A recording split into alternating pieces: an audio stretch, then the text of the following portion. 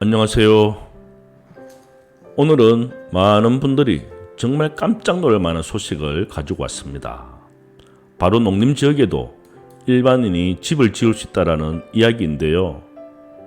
자, 이 말만 들으면 솔깃하죠? 아니, 지금까지는 농민만 집을 지을 수 있었던 건 아니야? 그런데 이제는 우리 같은 일반 사람들도 농림지역에 전원주택을 지을 수 있다고? 이렇게 생각하시게 될 겁니다. 네, 맞습니다. 이번에 국토기획법 시행령 개정안이 국무회의를 통과하면서 일반인도 일정 조건 아래에서 농림지역에 단독주택을 지을 수 있게 되었습니다. 이게 얼마나 큰 변화냐면요. 지금까지는 사실상 농사를 짓는 사람, 즉 농업인에게만 허용됐던 게 풀린 거라서 시골 생활을 꿈꾸던 분들한테는 정말 반가운 소식이죠. 그런데 여기서 우리가 꼭 짚고 넘어가야 할 부분이 있습니다. 그럼 농림지역이면 다 되는 거 아니야? 아무 땅이나 사서 집 지으면 되는 거 아니야? 이 부분이 굉장히 중요합니다. 먼저 농림지역이라는 건 크게 두 가지로 나눌 수 있습니다. 쉽게 말씀드리겠습니다. 하나는 보존산지 같은 산림보호구역이고 또 하나는 농업진흥구역이라고 해서 농사를 짓는데 꼭 필요한 땅입니다. 이 두 가지가 농림지역의 무려 96%를 차지하고 있습니다. 그러니까 다시 말하면 전체 농림지역 중에서 일반인이 집을 지을 수 있는 땅은 겨우 4% 정도밖에 안 된다는 겁니다.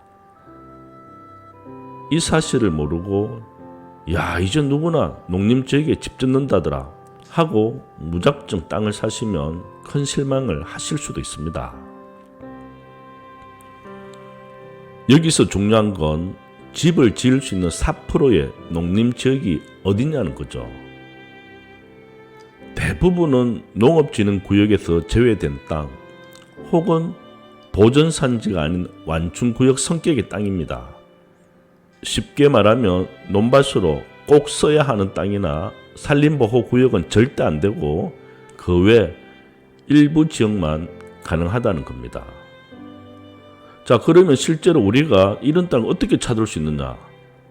네, 찾을 수는 있습니다. 하지만 굉장히 제한적입니다. 제가 경북 포항 쪽에 중개를 한지 토지만 약 한 8년 정도 되어 가는데요. 거의 농림지역에는 농업진흥구역이 99%랬습니다. 어쩌다 농업보호구역이 있었고요. 거의 농업진흥구역이라고 보셔도 되겠습니다. 그래서 쉽게 이런 땅을 찾을 수가 없습니다. 자, 오늘 여기서부터가 주제의 핵심인데요. 자, 이제 일반인도 농림지역에 집을 지을 수 있다면 땅값이 오를까요? 또 토지 거래가 활발해질까요?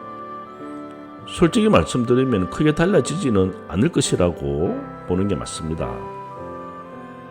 왜냐하면 아까 말씀드린 것처럼 실제로 가능한 땅은 4%에 불과하고 그나마도 이미 개발 가능성이 있는 땅들은 가격이 높게 형성이 되어 있습니다. 또 전기, 상수도 같은 기반시설이 잘 안 갖춰져 있는 경우가 많아서 막상 집을 짓고 살아가려면 추가 비용이 많이 듭니다. 그래서 이번 개정안이 당장 토지 거래 폭발로 이어지기보다는 이제 가능성이 조금 더 넓어졌다, 이 정도로 이해하시는 게 현실적입니다. 그렇다고 해서 아무 변화가 없는 건 아닙니다. 분명히 달라지는 부분이 있는데요. 첫째, 심리적인 장벽이 낮아졌다는 점입니다. 예전에는 농림지역이라고 하면은 거긴 집 못 지어, 농사꾼 아니면 안 돼, 아예 생각조차 안 했는데요. 이제는 법적으로 길이 열려 있으니 사람들의 관심이 당연히 늘어날 수밖에 없습니다. 둘째, 일부 지역의 땅값이 오를 수 있다는 점입니다. 특히 마을과 가까운 농림지역, 이미 진입도로가 있는 농림지역 같은 곳은 매수자가 분명히 붙을 가능성이 있습니다. 왜냐하면 땅값은 결국 심리와 수요가 움직이거든요. 셋째, 귀촌귀농을 꿈꾸는 사람들에게 새로운 기회가 생겼다는 것입니다. 예전에는 내가 농사를 안 지으니까 농림지역은 꿈도 못 꿨습니다. 이제는 조건만 맞으면 단독주택을 짓고 전원생활을 할 수 있는 것입니다. 하지만 꼭 주의할 점도 있으니까 여기서 강조하고 넘어가도록 하겠습니다. 첫째, 모든 농림지역이 다 되는 게 아닙니다. 아까 말씀드린 것처럼 단 4%만 가능하기 때문에 실제로 땅을 보실 때는 반드시 용도 지역을 확인하셔야 합니다. 토지 이용 계획 확인만 띄워봐도 농업진흥구역인지 아닌지를 바로 알 수 있습니다.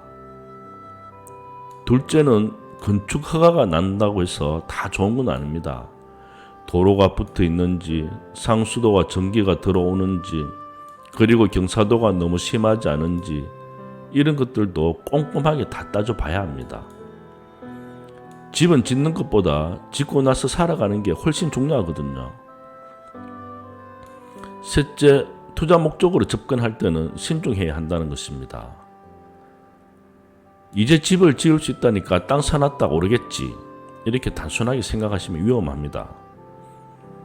앞으로도 거래량 자체는 제한적일 수도 있고 수요가 몰리는 것만 오를 가능성이 있기 때문입니다.